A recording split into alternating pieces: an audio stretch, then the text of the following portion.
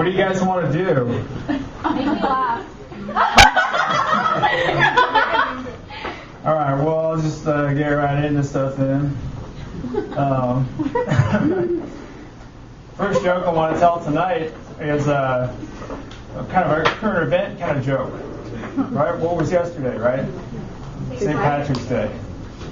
And a little background story on this joke. So we got a comedy publication in Sacramento, which is where I'm from, and they wanted comics to do a St. Patrick's Day blurb to submit to the thing. So I made a little joke about it. I said that because of the economy, a lot of people are pinching pennies because they don't have enough green.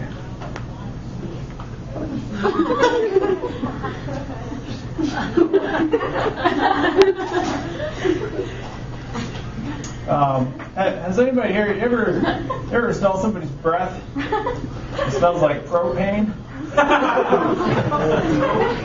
You light a match in front of their face.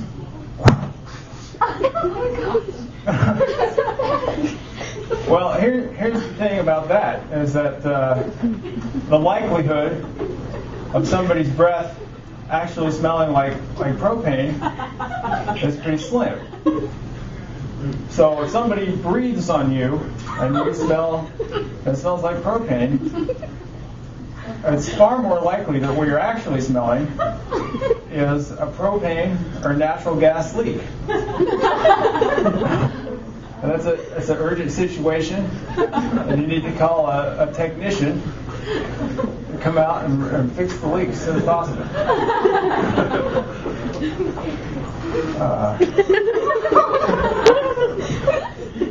I know that's funny. It's not part of my regular act to look at the thing. It used to be a long time ago. Just some new stuff on here I want to try out tonight. So a lot of people were saying that the world is going to end in the year 2012. I don't know if you guys have heard about this. Yeah.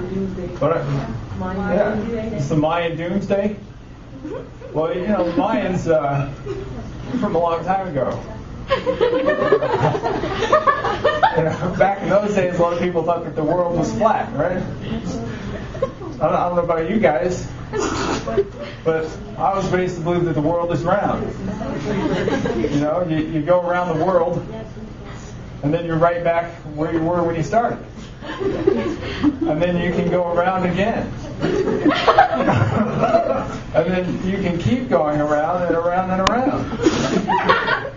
There is no end.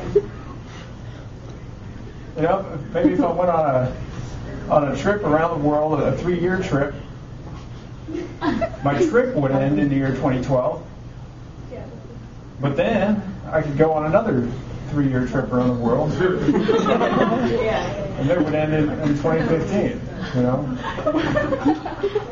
Something that's round, it just keeps on going.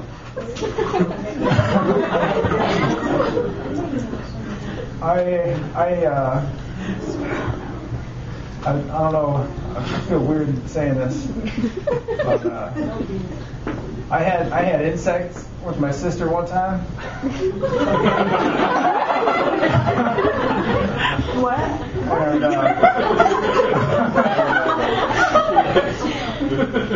but then I forgot to put the lid back on the jar, and then I got ready.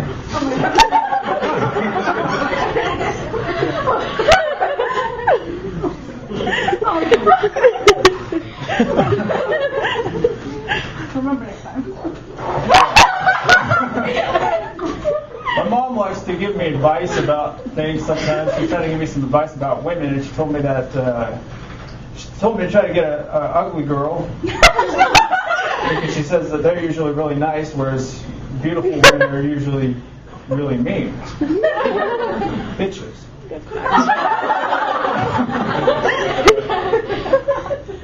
I wanted to test the theory out, and I didn't want to just take my mom's word for it. So I went out looking for different levels of women, depending on how nice they were or whatever. And I went out and I found like this really beautiful woman, and I told her, you're extremely attractive, but you're probably not that nice. And she wasn't. And then I went out and found an ugly girl. She was a little bit harder to find because she was hiding. I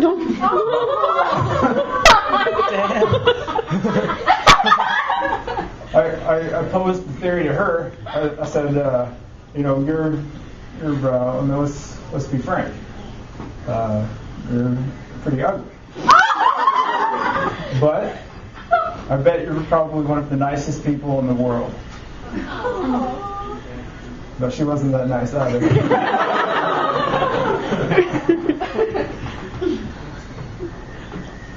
I have an iPhone, and a friend of mine just got, I don't remember, it was another smartphone, one of the ones that doesn't really matter that much. And, we're talking about features, sitting in the back seat of the car. And one of my other friends was in the front, and he said that he had just got the Life, or a Life. And I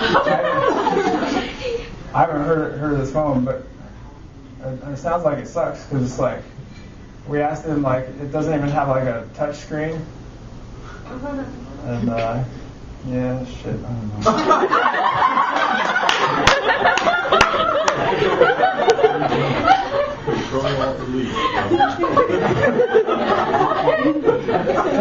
I haven't totally written that one yet. Thought I'd try to put it together.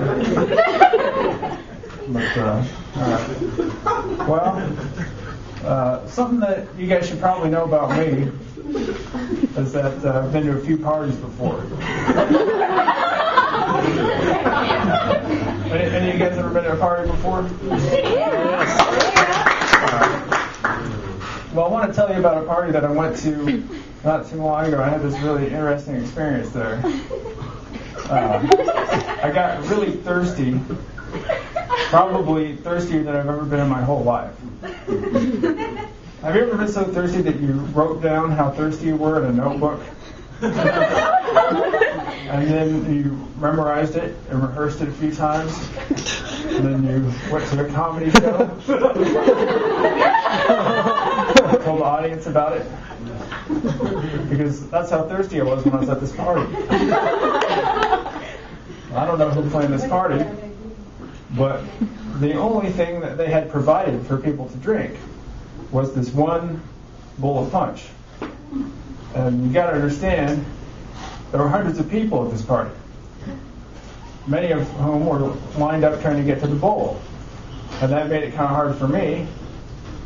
And it was even more confusing because right next to that, there was another line for the salt lick. And I didn't want to make that mistake again. So that's how I got so thirsty in the first place.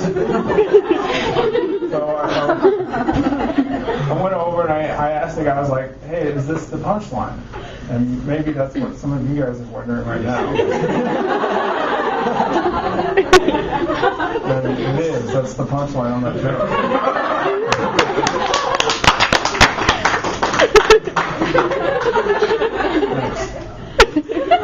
I don't know if it's just something about me or not, but yeah. Well, I'm thinking so too, because I went to this pizza party and it ended up being a real similar situation to the other party. They had two lines. One was for the pizza, and then the other one was for the vomitorium. And I'll admit that I had already made that mistake a few times, and I felt compelled to use the facility because when you're in Rome, you have to do the same thing that the Romans did. And anyway, I was out of there now, and I was like, okay, so I got to make sure I get the pizza line this time. So I asked the guys, like, is this the pizza line? And maybe some of you guys are wondering if that's the punchline on that joke, but it's not. That joke doesn't even have a punchline. It's got a pizza line. A punchline.